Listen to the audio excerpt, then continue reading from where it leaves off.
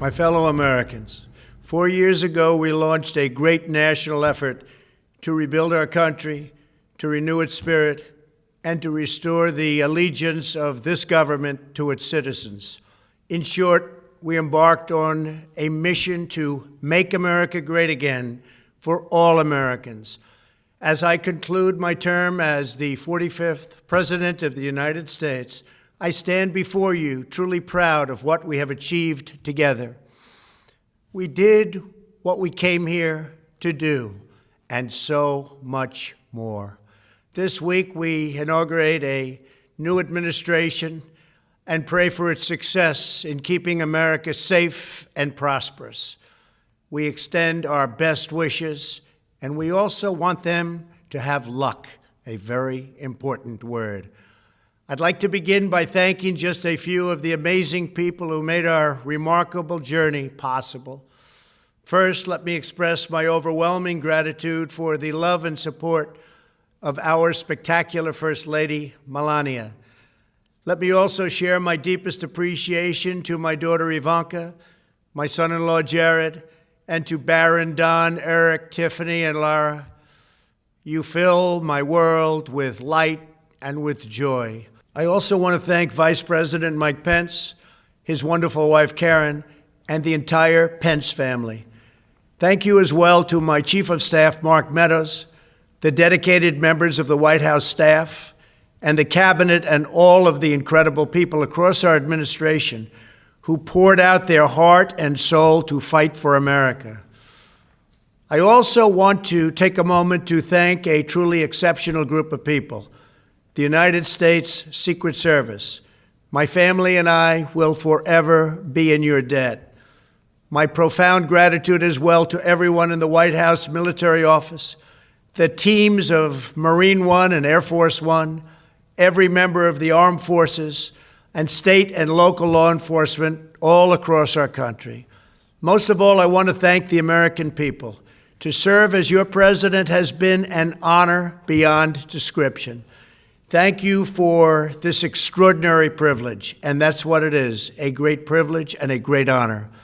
We must never forget that while Americans will always have our disagreements, we are a nation of incredible, decent, faithful, and peace-loving citizens who all want our country to thrive and flourish and be very, very successful and good. We are a truly magnificent nation. All Americans were horrified by the assault on our Capitol.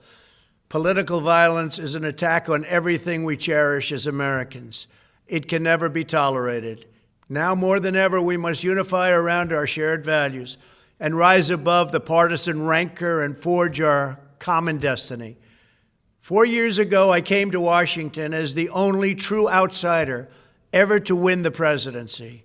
I had not spent my career as a politician, but as a builder looking at open skylines and imagining infinite possibilities. I ran for president because I knew there were towering new summits for America just waiting to be scaled. I knew the potential for our nation was boundless as long as we put America first. So I left behind my former life and stepped into a very difficult arena, but an arena nevertheless with all sorts of potential if properly done. America had given me so much, and I wanted to give something back. Together with millions of hardworking patriots across this land, we built the greatest political movement in the history of our country. We also built the greatest economy in the history of the world. It was about America first because we all wanted to make America great again. We restored the principle that a nation exists to serve its citizens. Our agenda was not about right or left. It wasn't about Republican or Democrat, but about the good of a nation, and that means the whole nation. With the support and prayers of the American people, we achieved more than anyone thought possible. Nobody thought we could even come close. We passed the largest package of tax cuts and reforms in American history. We slashed more job-killing regulations than any administration had ever done before. We fixed our broken trade deals, withdrew from the horrible Trans-Pacific Partnership and the impossible Paris Climate Accord, renegotiated the one-sided South Korea deal, and we replaced NAFTA with the groundbreaking USMCA. That's Mexico and Canada, a deal that's worked out very, very well. Also, and very importantly, we imposed historic and monumental tariffs on China, made a great new deal with China. But before the ink was even dry, we and the whole world got hit with the China virus. Our trade relationship was rapidly changing. Billions and billions of dollars were pouring into the U.S., but the virus forced us to go in a different direction. The whole world suffered, but America outperformed other countries economically because of our incredible economy and the economy that we built. Without the foundations and footings, it wouldn't have worked out this way. We wouldn't have some of the best numbers we've ever had. We also unlocked our energy resources and became the world's #1 producer of oil and natural gas, by far. Powered by these policies, we built the greatest economy in the history of the world. We reignited America's job creation and achieved record low unemployment for African Americans, Hispanic Americans, Asian Americans, women, almost everyone. Income soared, wages boomed, the American dream was restored, and millions were lifted from poverty in just a few short years. It was a miracle. The stock market set one record after another, with 148 stock market highs during this short period of time, and boosted the retirements and pensions of hardworking citizens all across our nation. 401ks are at a level they've never been at before. We've never seen numbers like we've seen, and that's before the pandemic and after the pandemic. We rebuilt the American manufacturing base, opened up thousands of new factories, and brought back the beautiful phrase, "Made in the USA." To make life better for working families, we doubled the child tax credit and signed the largest ever expansion of funding for child care and development. We joined with the private sector to secure commitments to train more than 16 million American workers for the jobs of tomorrow. When our nation was hit with the terrible pandemic, we produced not one, but 2 vaccines with record-breaking speed, and more will quickly follow. They said it couldn't be done, but we did it. They called it a medical miracle, and that's what they're calling it right now, a medical miracle. Another administration would have taken 3, 4, 5, maybe even up to 10 years to develop a vaccine. We did it in 9 months. We grieve for every life lost, and we pledge in their memory to wipe out this horrible pandemic once and for all. When the virus took its brutal toll on the world's economy, we launched the fastest economic recovery our country has ever seen. We passed nearly $4 trillion in economic relief, saved or supported over 50 million jobs, and slashed the unemployment rate in half. These are numbers that our country has never seen before. We created choice and transparency in healthcare, stood up to Big Pharma in so many ways, but especially in our effort to get favored nations clauses added, which will give us the lowest prescription drug prices anywhere in the world. We passed VA choice, VA accountability, right to try, and landmark criminal justice reform. We confirmed 3 new justices of the United States Supreme Court. We appointed nearly 300 federal judges to interpret our Constitution as written. For years, the American people pleaded with Washington to finally secure the nation's borders. I am pleased to say we answered that plea and achieved the most secure border in U.S. history. We have given our brave border agents and heroic ICE officers the tools they need to do their jobs better than they have ever done before, and to enforce our laws and keep America safe. We proudly leave the next administration with the strongest and most robust border security measures ever put into place. This includes historic agreements with Mexico, Guatemala, Honduras, and El Salvador, along with more than 450 miles of powerful new wall. We restored American strength at home and American leadership abroad. The world respects us again. Please don't lose that respect. We reclaimed our sovereignty by standing up for America at the United Nations and withdrawing from the one-sided global deals that never served our interests. And NATO countries are now paying hundreds of billions of dollars more than when I arrived just a few years ago. It was very unfair. We were paying the cost for the world. Now the world is helping us. And perhaps most importantly of all, with nearly $3 trillion, we fully rebuilt the American military, all made in the USA. We launched the first new branch of the United States Armed Forces in 75 years, the Space Force. And last spring, I stood at Kennedy Space Center in Florida and watched as American astronauts returned to space on American rockets for the first time in many, many years. We revitalized our alliances and rallied the nations of the world to stand up to China like never before. We obliterated the ISIS caliphate and ended the wretched life of its founder and leader, al-Baghdadi. We stood up to the oppressive Iranian regime and killed the world's top terrorist, Iranian butcher Qasem Soleimani. We recognized Jerusalem as the capital of Israel and recognized Israeli sovereignty over the Golan Heights. As a result of our bold diplomacy and principled realism, we achieved a series of historic peace deals in the Middle East. Nobody believed it could happen. The Abraham Accords opened the doors to a future of peace and harmony, not violence and bloodshed. It is the dawn of a new Middle East, and we are bringing our soldiers home. I am especially proud to be the first president in decades who has started no new wars. Above all, we have reasserted the sacred idea that in America, the government answers to the people. Our guiding light, our North Star, our unwavering conviction has been that we are here to serve the noble, everyday citizens of America. Our allegiance is not to the special interests, corporations, or global entities.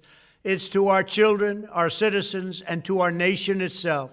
As president, my top priority, my constant concern, has always been the best interests of American workers and American families. I did not seek the easiest course. By far, it was actually the most difficult. I did not seek the path that would get the least criticism.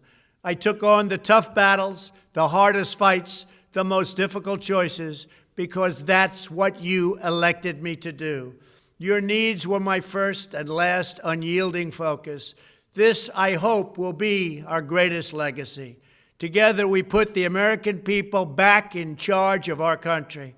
We restored self-government. We restored the idea that in America, no one is forgotten because everyone matters and everyone has a voice. We fought for the principle that every citizen is entitled to equal dignity, equal treatment, and equal rights because we are all made equal by God. Everyone is entitled to be treated with respect, to have their voice heard, and to have their government listen. You are loyal to your country, and my administration was always loyal to you. We worked to build a country in which every citizen could find a great job and support their wonderful families. We fought for the communities where every American could be safe and schools where every child could learn. We promoted a culture where our laws would be upheld, our heroes honored, our history preserved, and law-abiding citizens are never taken for granted. Americans should take tremendous satisfaction in all that we have achieved together. It's incredible. Now, as I leave the White House, I have been reflecting on the dangers that threaten the priceless inheritance we all share. As the world's most powerful nation, America faces constant threats and challenges from abroad. But the greatest danger we face is a loss of confidence in ourselves, a loss of confidence in our national greatness. A nation is only as strong as its spirit. We are only as dynamic as our pride. We are only as vibrant as the faith that beats in the hearts of our people. No nation can long thrive that loses faith in its own values, history, and heroes, for these are the very sources of our unity and our vitality. What has always allowed America to prevail and triumph over the great challenges of the past has been an unyielding and unashamed conviction in the nobility of our country and its unique purpose in history. We must never lose this conviction. We must never forsake our belief in America. The key to national greatness lies in sustaining and instilling our shared national identity. That means focusing on what we have in common, the heritage that we all share. At the center of this heritage is also a robust belief in free expression, free speech, and open debate. Only if we forget who we are and how we got here could we ever allow political censorship and blacklisting to take place in America. It's not even thinkable. Shutting down free and open debate violates our core values and most enduring traditions. In America, we don't insist on absolute conformity or enforce rigid orthodoxies and punitive speech codes. We just don't do that. America is not a timid nation of tame souls who need to be sheltered and protected from those with whom we disagree. That's not who we are. It will never be who we are. For nearly 250 years, in the face of every challenge, Americans have always summoned our unmatched courage, confidence, and fierce independence. These are the miraculous traits that once led millions of everyday citizens to set out across a wild continent and carve out a new life in the Great West.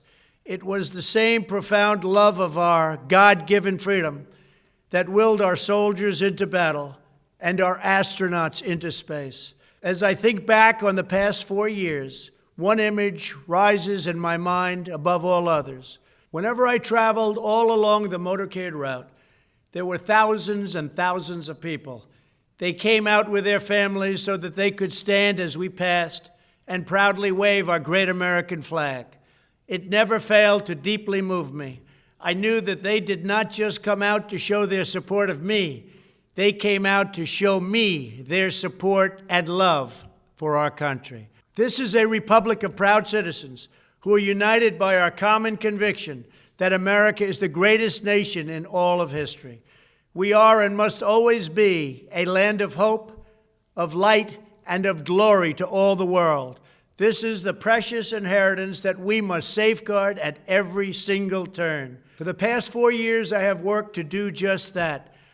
From a great hall of Muslim leaders in Riyadh to a great square of Polish people in Warsaw, from the floor of the Korean Assembly to the podium at the United Nations General Assembly, and from the Forbidden City in Beijing to the shadow of Mount Rushmore, I fought for you, I fought for your family, I fought for our country.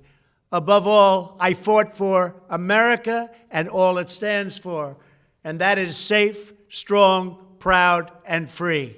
Now, as I prepare to hand power over to a new administration at noon on Wednesday, I want you to know that the movement we started is only just beginning. There's never been anything like it.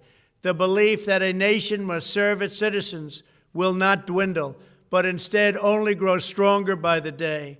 As long as the American people hold in their hearts deep and devoted love of country, then there is nothing that this nation cannot achieve. Our communities will flourish, our people will be prosperous, our traditions will be cherished, our faith will be strong, and our future will be brighter than ever before. I go from this majestic place with a loyal and joyful heart, an optimistic spirit, and a supreme confidence that for our country and for our children, the best is yet to come. Thank you and farewell. God bless you. God bless the United States of America.